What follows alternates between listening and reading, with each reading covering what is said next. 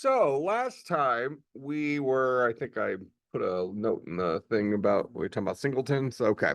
So last time we talked about several things, kind of bringing our project, the tutorial thing to an end. I added some color commentary in there to kind of talk about how these different things work and, kind of gave you the highlight list. We talked about prefabs, we talked about colliders kind of coming in two flavors, either a normal collider where the physics is done for you, or a trigger where you get to programmatically handle what happens when these things slam into each other.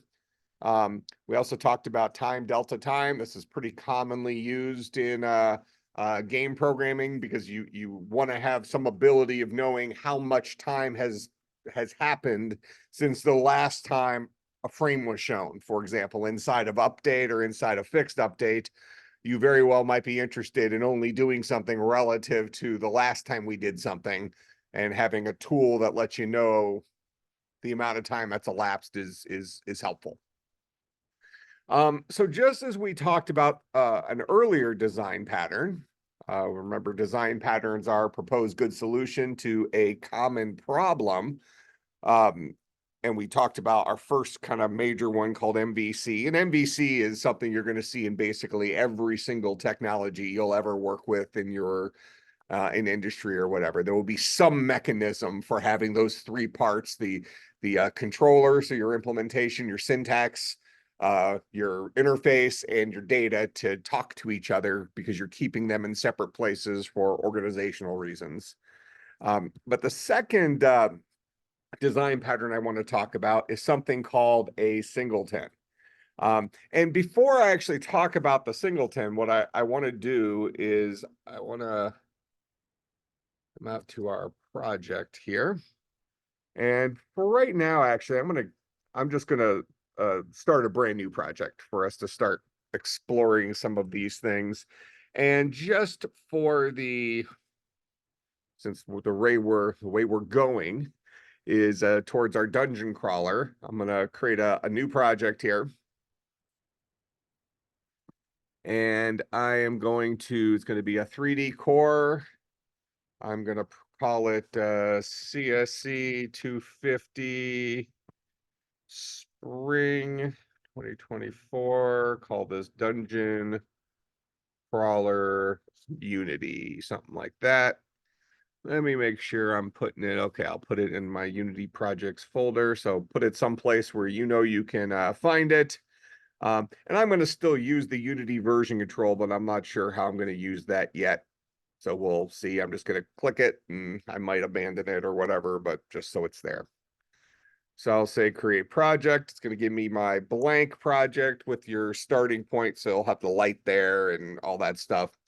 And I'm going to kind of create the situation where we might need something like a singleton to solve a problem. So let's assume that we have two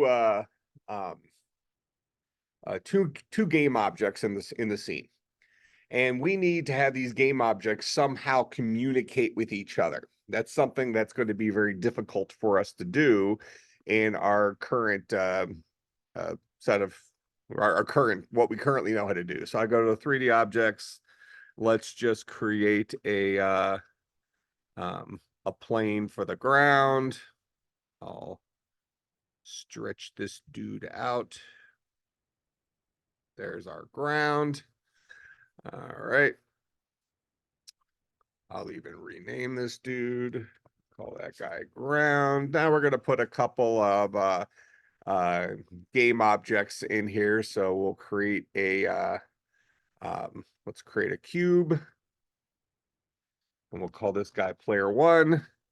And we're going to go ahead and create a sphere. We'll call this player two.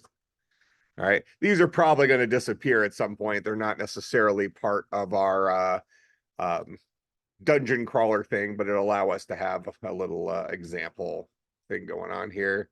So I'll move these guys around a little bit. Just get it into our scene. Let's get some colors going on here. So I'll just create a quick folder for our materials. I'll go in there. Let's just create a couple of materials. So I'll create material, and we will make this guy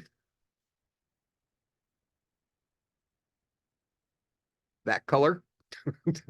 So we'll leave that alone. We'll create another material, and we'll make this guy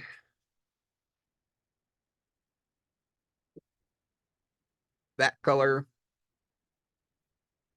And then let's give ourselves a material for the ground, just so we're less boring.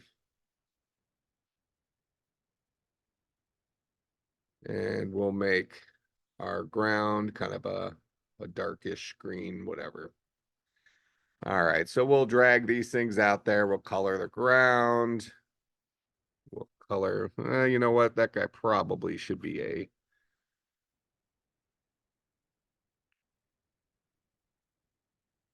maybe that.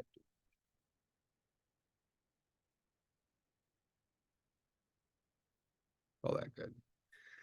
And then we'll drag this guy out there. All right. So that's our current scene as we kind of get started. If we want to see what we can currently see, I just click on the camera. We look down here, it gives us kind of the preview for this dude. Or you can just hit play.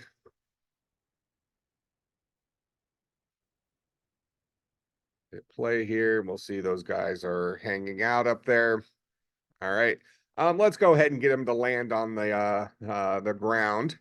So I want to be able to drop these guys down to the ground. So if I want both my player one and player two to have gravity have an impact on them, how would I do that? What do I need to add here in order for gravity to have an impact on those two game objects? Make them a rigid body.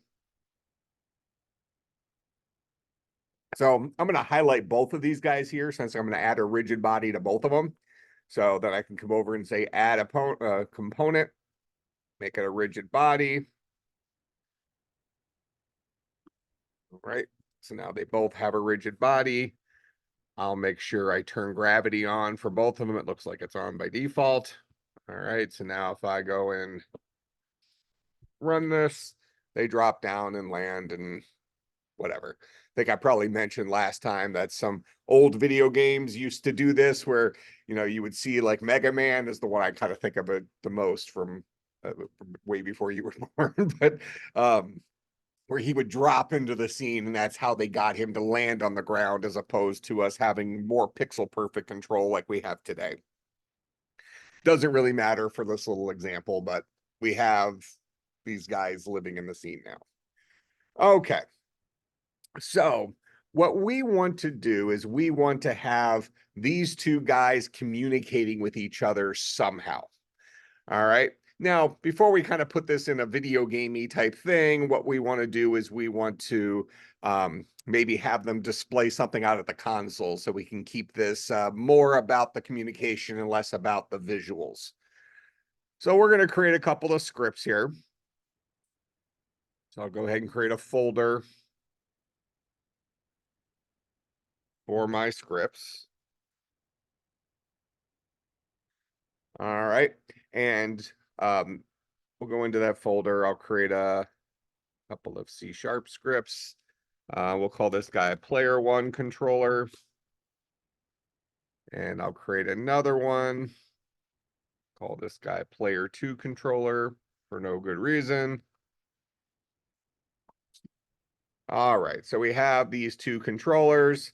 And what I'm going to do here, just to get the ball rolling, I'm going to go into both of these guys and I'm just going to write something out to the console inside of their start function, just so they kind of announce themselves as I'm live, ready to go, something like that.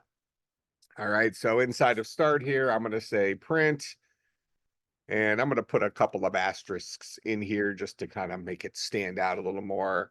And we're going to call this guy player one is alive. Something like that. And I'll go ahead and copy this. And we'll put that same code inside of player 2. Now, you would certainly be able to accomplish this with a single script and giving them kind of a name somewhere. That's something we'll play with. But for right now, I just want to keep them completely separate so I can potentially have my 2 scripts do completely separate things. All right, so that's all I've done in here is just made the 2 scripts announce themselves when they first come into play. All right, so one will say player 1, one will say player 2 is alive, and this goes out to the console. So if I were to run my program right now and I were to look at the console, what will I see?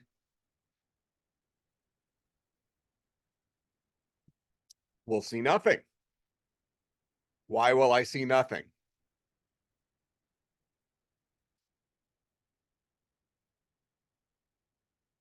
What did we not do?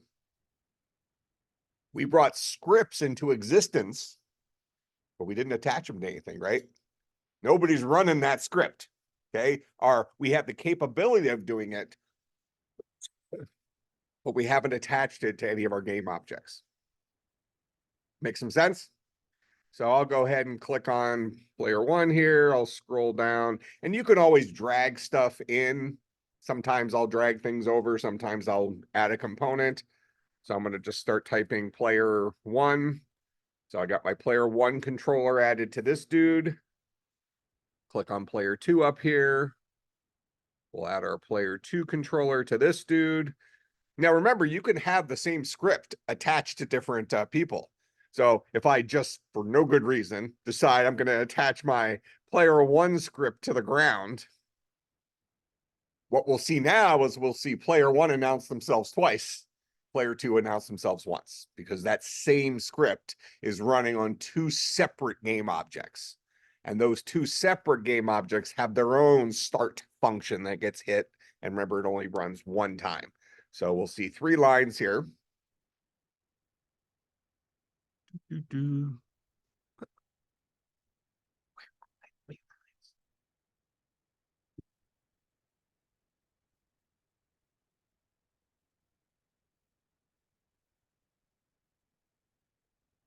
Not save on the other thing.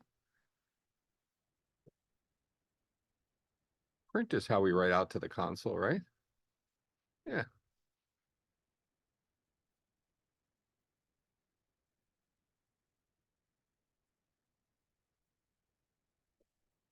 Put that inside of update for a second.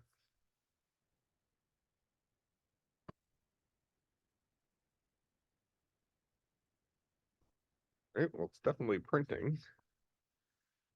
Do we not have access to the console when it's first started? I think you have to save it. I thought I did save it. Let's find out.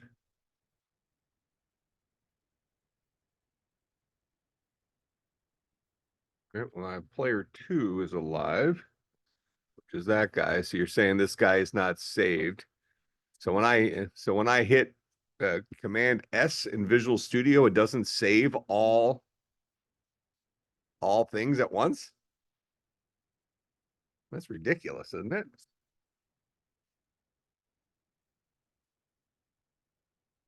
All right, there's our 3 things.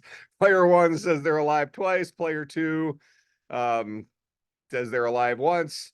So I guess rule of thumb, make sure that you save everything. I know I would have saved one of them at least, because I always hit, like before I leave something, I hit Command S, or if you're on a PC, Control S, and usually that saves everything, but I would have thought I would have saved at least one of them, but who knows? I didn't. So make sure if you're not getting the behavior you expected, make sure your scripts are saved. Otherwise, they're that default empty script with nothing in it. All right. So right now we have our start function get called twice. Sometimes if I'm writing stuff out to the console, you might want to go ahead and clear it first. I think you can actually, it's already set up to clear on play, clear on build, clear on recompile. So the default is it's already going to clear itself. So I'll run it once and I'll stop it. And then I'll run it again, and it should clear itself and show us those things again. Yeah. All right. So game objects talking to each other. For right now, well, our goal is to get them to talk to each other. For right now, I'm going to go ahead and take out our script from our ground.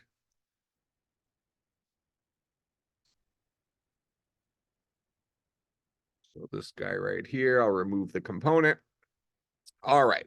So now for starters, and we'll look at this at another time, but for starters, I'm going to say that there are ways for us to get game objects to communicate with each other using Unity's built-in functions. But it's not always the most convenient way to get them to communicate. And a singleton is going to kind of be the thing that gets us to our next where we want to go. So this kind of comes down to using the right tool for the job. And if the right tool for the job is to use a singleton, we want to do that. Otherwise, if you want to do more direct or indirect communication with kind of multi-threading, we'll look at that through something called coroutines in Unity. We'll end up hitting some of those things. All right.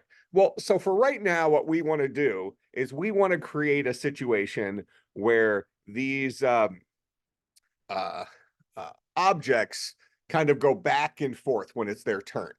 And we want them to kind of count. We want one of them to say 1, and then the next one to say 2, and then 3, and then 4, and then 5. But if we just have them go at this themselves, all right, so let's kind of do that. So now they're announcing themselves. We're going to go down to update.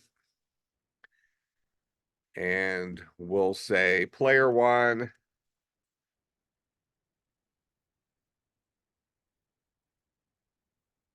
And we're going to create a private variable up here, private int counter. We could set it to 0 up there. Probably the correct way of doing this would be this dot counter is equal to 0 in effectively our constructor. This is the guy that initializes stuff. Remember, start only gets called one time. And then down here, we'll say this dot counter like this. All right. Now, right now, if I run it, it's just going to keep saying 0 over and over and over and over again. Okay. So if I want counter to increase, I can say this dot counter plus plus. All right. So I've only done this for our player 1 script currently. Player 2 script still just announces player 2 being alive the very first time. So now what we're going to see is every single frame, it's going to print out player 1, then 0, player 1, 1, 2, 3, 4, 5, 6, so on and so forth. Now, one thing that I want to point out here, and this is an important thing to keep in mind. What we're about to do, even though there's only 2 lines of code in here, is an extremely horrible idea. And it's because, and we've mentioned this before, I think I even showed this before when we were looking maybe at C++ last semester, when we had a loop that went through probably a million times or something like that, and I just counted inside there, and the program, and then I printed out the total count at the very end once, and it ran almost instantly. Yet if I print it out inside of that loop every single time we go through it, the program ran way, way, way, way slower, because every single time we do input or output, in this case, printing to the screen, printing to the console, that is an extremely expensive task. All right. At the operating systems level, you're interrupting the thing's time on the CPU because you now need to go and deal with the graphics driver, things like that. IO is expensive. Okay. And it's one of those things that isn't necessarily intuitive to a user because we think of just printing one thing to the screen as not being a big deal. Make sense? Okay. So in a relatively simple game like this, we imagine that this is going to be running at a pretty high frame rate, right?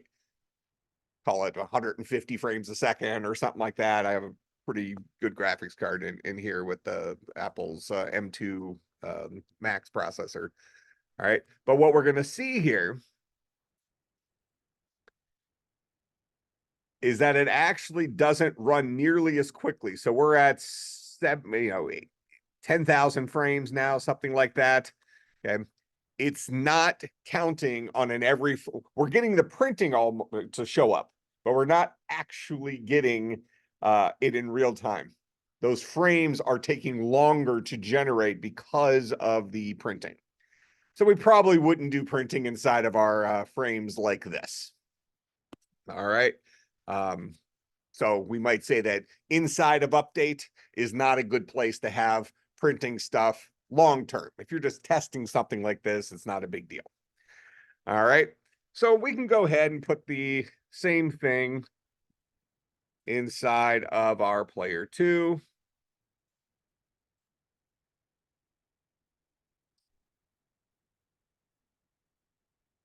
And we'll have these guys kind of compete with each other.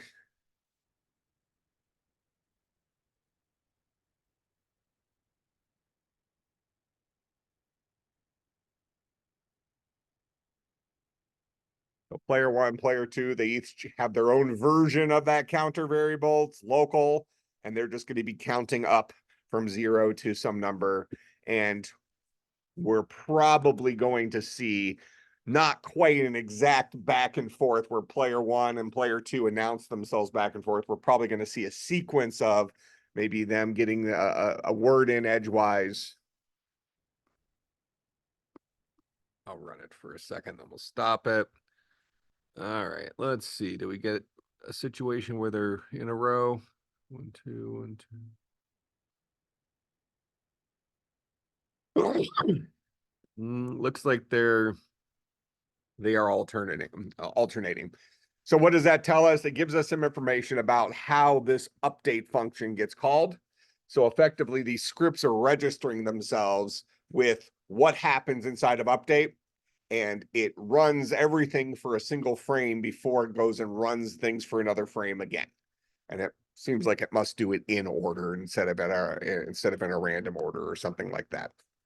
All right, so that's how this update method works, but even a better reason not to put print statements in there. Okay, because now when every single frame, if you have, in our case, we have 2 game objects, it's going through the update method of both of those game objects. And because it's taking longer than what it takes to present a single frame, we're losing frames in our game. Okay, we're not getting every single frame visually, so our game is going to seem kind of sluggish or whatever. Okay, so we're going to be doing printing in here to prove a point, but this is not something you probably would do in a real game. All right. So we see these guys printing completely independent of each other, counting completely independent of each other. Let me go right to the top. So this is 0, 1, 1, 2, 2. Okay. So what we want to see here, and actually notice that player 2 went first, then player 1, then player 2. So I must have added the script. Actually, I think I added player 1 script first, so it must put them on a stack and then go through it. So it seems like it's going through it in reverse order of how I added them. Not overly important, but whatever. All right. Well, so what I want our game objects to do is I want them to kind of synchronize with each other, where the first script counts to, says the 0, then the other one counts the 1, the other one counts the 2, and they need to know when it's their turn. All right. So kind of imagine like we might have a person up here who, is holding up a green light and a red light or something like that. And whenever the green light's up, one person counts. When the red light's up, another person counts. So we kind of need a conductor for controlling this. So if we go to Singleton design pattern, Singleton design pattern says it is a good idea to keep information that is shared between multiple, we'll just say things, in a single place that is accessible to all of those things. Now, this does go against the grain with kind of an old computer programming saying that I think is always assumed to be true, but it really isn't. It kind of depends. There's an old saying that is global variables are always bad. So if you go back to very, old, let's say old school programming, it was fairly common for programmers who are not really learning the theory of computer programming to throw that idea of scope and things like that out the window because, you have to work a little bit to wrap your mind around how scope works. And sometimes we don't necessarily care if something's working the way it's supposed to work as long as we get the result we want. So what people tended to gravitate towards is just putting all their variables at the very top. So every one of their functions had access to everything. And then they didn't have to worry about whether they needed to pass something as a parameter or whatever, who has access to what. Very lazy way of programming. Okay. So what ended up happening is the correction to that was to create this notion that, oh, well, global variables are just always bad. Well, that's not true either. Sometimes it's if you have three functions that all need access to the same variable, you might decide to put that variable up top where they all three can access it rather than pass around this counter to three different functions or pass a pointer to that to three different functions depending on what you're working with. Again, we come back to this idea of the right tool for the job. All right. So in this case, we're going to say, you know what? I have this counter and I want two different game objects in this case, which is our version of two different functions from that, or three different functions from my last little example there. I have two game objects and I want them to both have access to this counter because I want them to be able to go back and forth with this counter. So they both have to be able to have access to it. Okay. So with that in mind, if we look at our scripts right now, the player one controller has its global inside of the player one controller, right? Every single function inside of player one controller has access to counter. But our player two controller does not have access to player one's counter. It has access to its own variable called counter. That makes sense? So even though these guys have the same name, they are not linked to each other. So what I'm saying here with a singleton is it would be in our best interest, since we have two guys here that want to communicate around this variable, to take take one variable and put it at some sort of more global position so that both of these game objects, instead of relying on their most local definition of that guy, they forget about that and go up to this top level counter. Make sense? Okay, so we need to build that ability. And we're going to do this by introducing our own class. Okay, and this is where we're going to talk a little bit more about why we might not want our mono behavior. Well, I'm going to start off, and this is almost always going to be the case. Part of this is maybe it might be more convenient than it used to be, but I typically will never create, when I'm dealing with a Unity project, I will, let's call it rarely, create a new file inside of here. You probably could. It probably wouldn't be a horrible idea or anything like that, but I'll almost always start over on the Unity client, create a script, let it show up in here, and then modify it as I want. Okay, so by default, it's going to create a mono behavior for me because that's what scripts out of Unity do. So I'm going to create a C# script here, and we're going to name this guy my Singleton.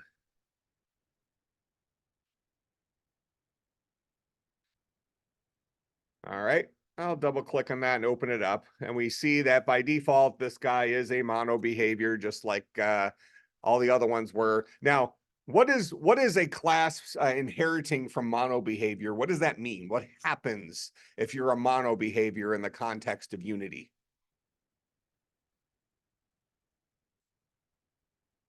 What do you get as a result of being a mono behavior?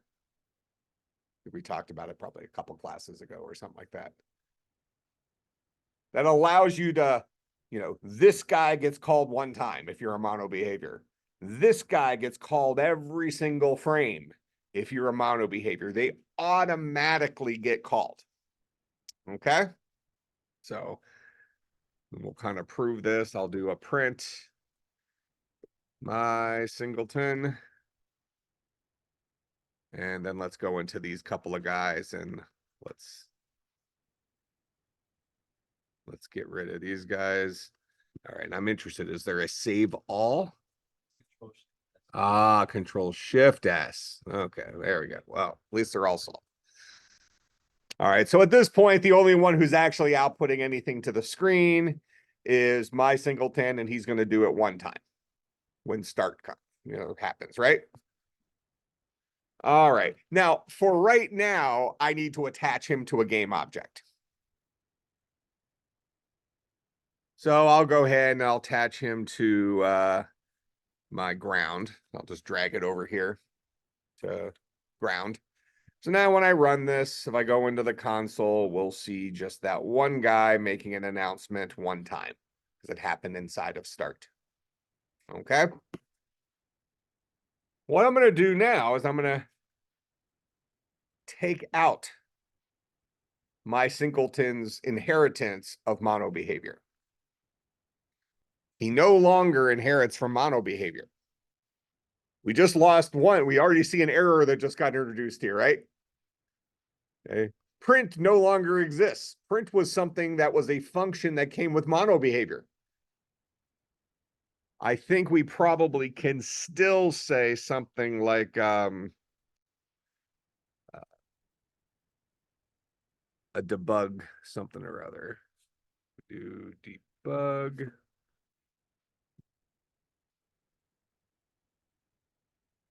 .log. No. Print ultimately calls debug that log. So this is just our alternative to that. Okay. And if we want to see that's a true statement, I'll put mono behavior back in here. That way it'll call start again.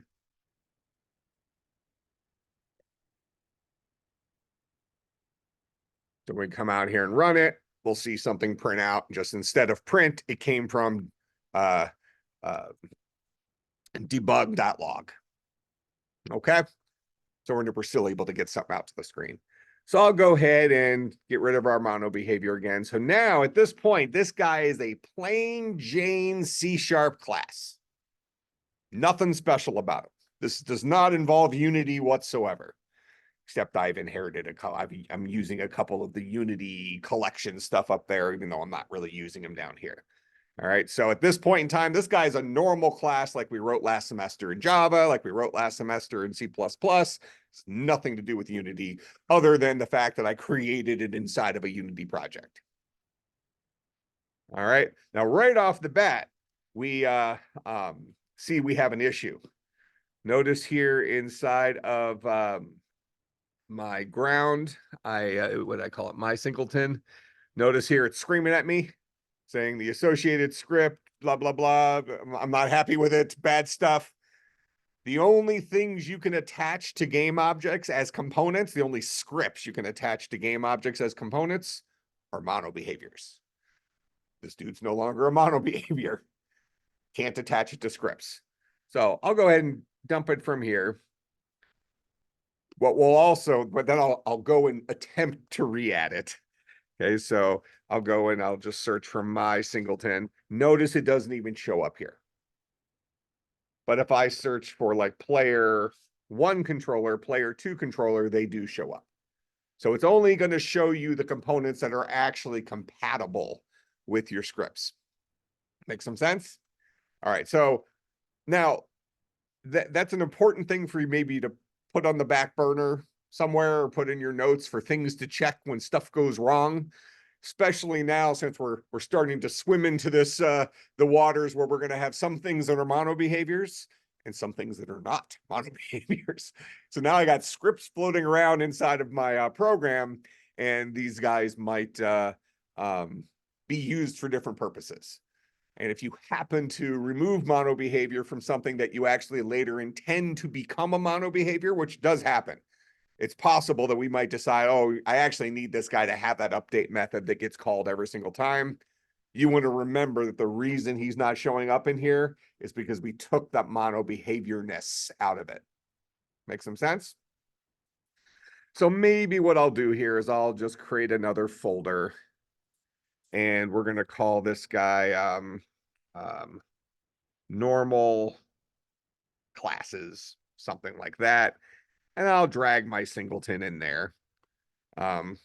Just for, you know, the sake of a little bit of organization. I could create another folder from mono behaviors if I want to keep them completely separate, but I'll just leave it like this for now. All right, so now what I want to do is I want to have my two game objects show me that they can access something from that top level thing.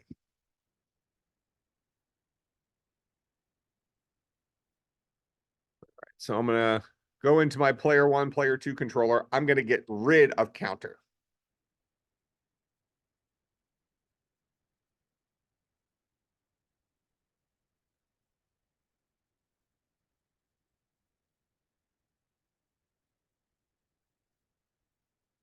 Okay. So now I want these guys to be able to access the count that is part of my singleton. All right. So we're going to go back into our singleton here. And we want to say, well, how can I use this guy? Well, first of all, let's give ourselves a count. I'm going to, let's make it reasonably easy initially. So I'm going to say public int count starts off at 0. I can go ahead and just get rid of start and update because they are not part of our singleton because it's no longer a mono behavior. All right, so this guy has a public int count. Now remember, when we looked at MVC before, we saw that, oh, anything that's public, that is how Unity allows us to expose that variable to the inspector over on the right side of Unity. That's only for mono behaviors. Okay, in this case, we're using normal plain Jane classes. I just happen to make my variable public, which means it's accessible anywhere. Probably not great programming practice, but we're going to do it just for the sake of quickness here. All right. So now, if I want to, so this guy is inside of a class called my singleton.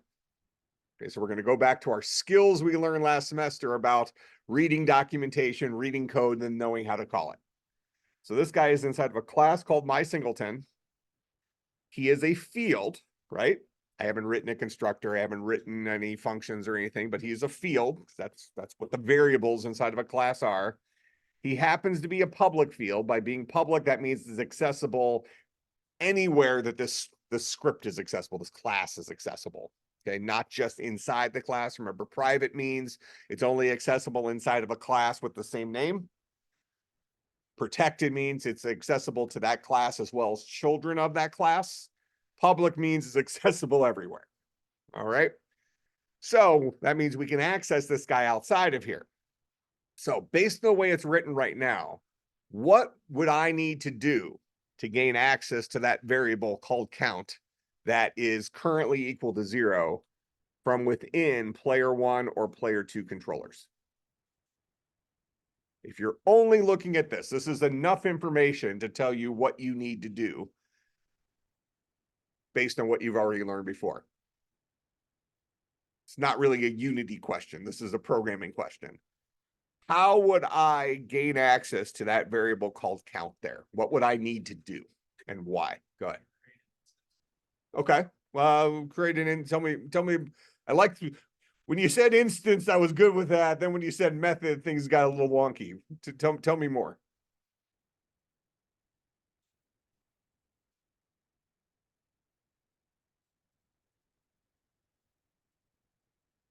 Instance of the variable count.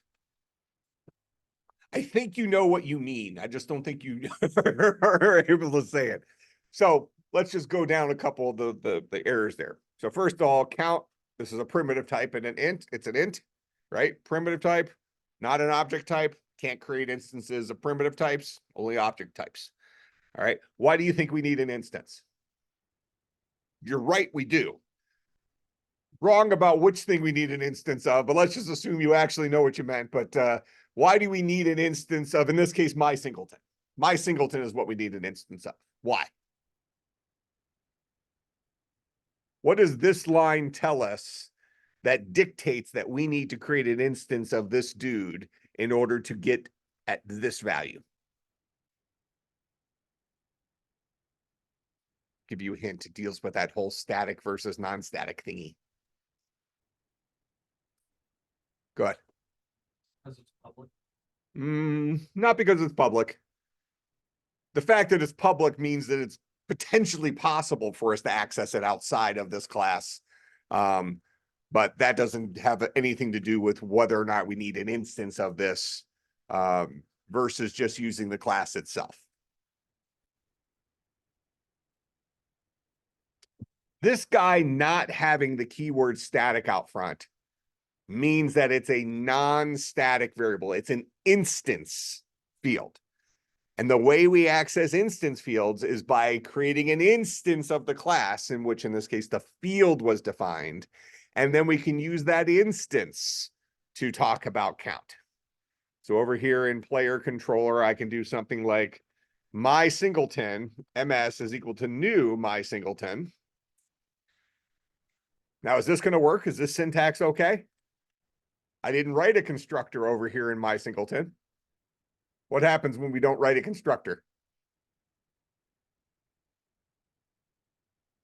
Just like Java, if we don't specifically write a constructor, one exists for us that takes no parameters and does nothing, specifically to allow this syntax to work. We are creating new memory to build one of these dudes, which in our case here, we've decided doesn't need any initialization. And since it doesn't need any initialization, we chose not to write our own constructor here. So we'll just let the default constructor do its work. And now we have access to a instance of the mySingleton class called ms. So now I can say print ms.count. It's ms.count because I need an instance of my singleton in order to gain access to this instance field of my singleton. Okay. So let's make sure I have everything saved. I don't know if I'm dexterous enough to do the extra thing, super turbo mode. All right, so at this point, the only guy who's printing anything is our player one controller. Inside of start, he's going to create an instance of my singleton, and he's going to print out that thing. Nothing prints anywhere else. We'll go ahead and hit play.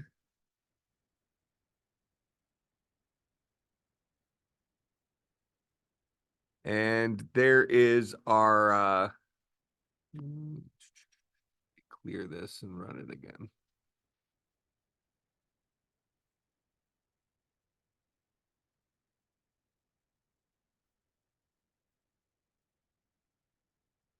Here's my 0 right here. I'm not sure what it's complaining about up there. Let's just ignore that for right now. It must be a warning about something.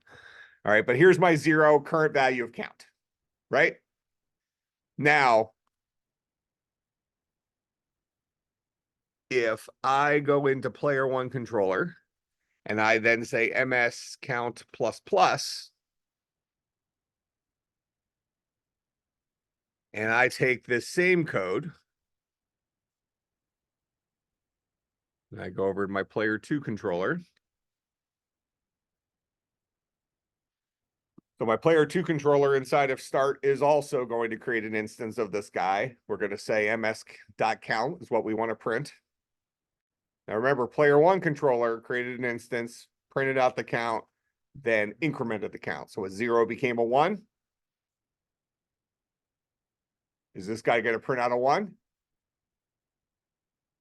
Let's see it not print out a 1. So there's the 0 and there's the 0.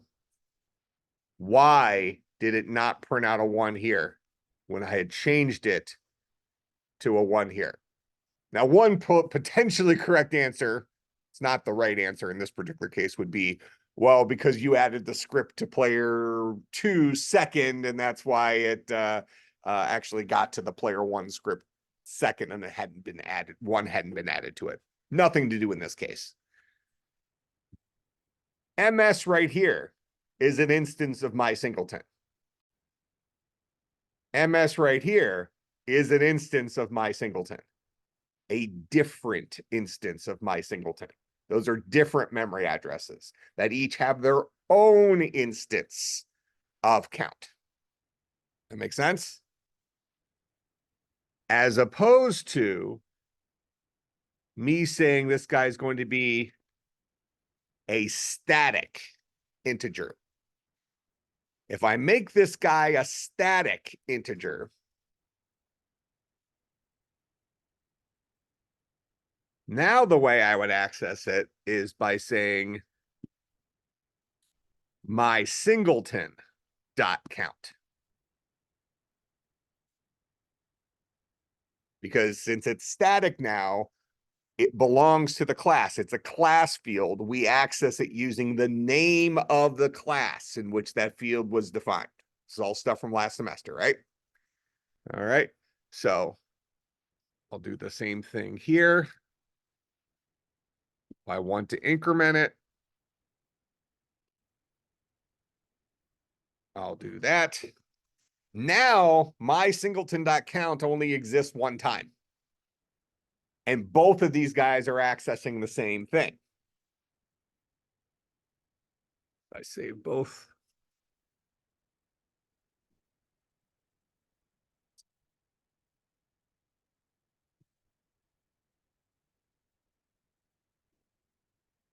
So there's our 2 zeros.